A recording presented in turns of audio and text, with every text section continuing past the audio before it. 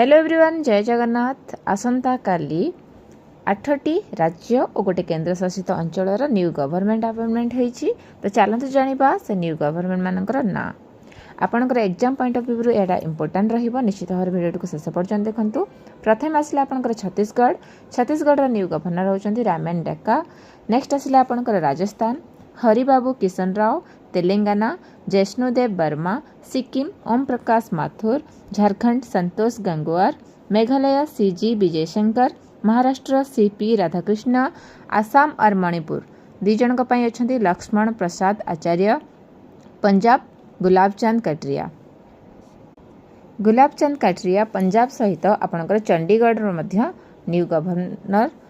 सेहीपरि Assam governor होचंती लक्ष्मण प्रसाद एवं मणिपुर से गवर्नर अच्छा लक्ष्मण प्रसाद। वीडियो भल लगी वीडियो को लाइक शेयर करूँ।